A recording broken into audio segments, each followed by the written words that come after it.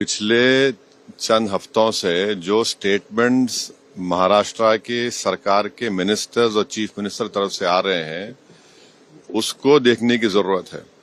और सबसे बड़ा प्रोवोकेशन तो वो सत्ता में है, गवर्नमेंट में है, और गवर्नमेंट प्रोवोकेटिव स्टेटमेंट्स दे रही है। और बड़ा अफसोसनाक है, आप देख लीजिए पिछले 4-5 दिन पुराना स्टेटमेंट उठाकर देख लीजिए, तो ये वो खुद प्रोवोकेशन किए और उनको इस बात की अपनी जिम्मेदारी का एहसास भी नहीं है कि वो मंत्री हैं, मुख्यमंत्री हैं।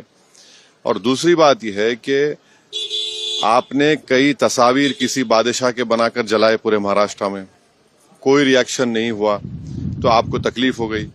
तो आपने क्या किया कि कुरान की जो आयतें हैं, जो वर्सेस हैं कुरान के, जो एक कपड़े पर लिखी जाती हैं, उसको आपने जलाया। और जब ये हरकत हो रही थी तो उसी वक्त जाकर मुकामी वहां के जो मुसलमान और हिंदू लोग थे, जाकर कंप्लेन किए डीसीपी को कि इसको रुकवाइए। देखिए ये जो कपड़ा है जिसपे कुरान करीम के आयतें लिखी हैं, वर्सेस लिखी है, मत करिए। जलाया गया, एक्शन नहीं लिए।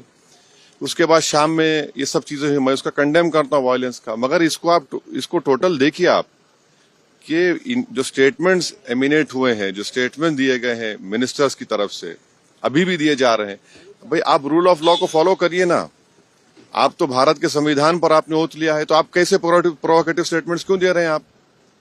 भाई मुझे किसी चीज कोई चीज पसंद नहीं है, आपको कोई चीज पसंद नहीं है, तो कोई भी अपनी नापसंद का इजहार कानून को हाथ में ले करेगा क्या? ये देखने की जरूरत है। तो ये बहुत गलत हो रहा है, सरकार की जिम्मेदारी है, ये सरकार की गलती है, इंटेलिजेंस की फेलियर है। उस जगह जहां से महाराष्ट्र के मुख्यमंत्री आते हैं, और ये जो वायलेंस हुआ है हमारे केंद्र मंत्री के घर के करीब है पूरा, ये बड़ी गलत बात हो रही है। अब हो गया। फडणवीस साहब ने कहा है कि ये बहुत रिग्रेटेबल है, बहुत दुख की बात है कि स्टेट एक्सचेकर से औरंगजेब के कब्र की देखभाल करनी पड़ती है।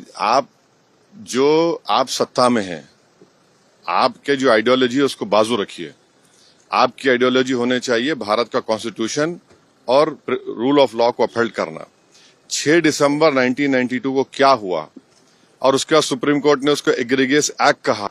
तो आप देख लीजिए, हुकूमत आपकी है, मंत्री आप हैं, रूल ऑफ लॉ आपको फॉलो करना है, और आपको कॉन्स्टिट्यूशन के लिहाज से अपनी हुकूमत चलाना है।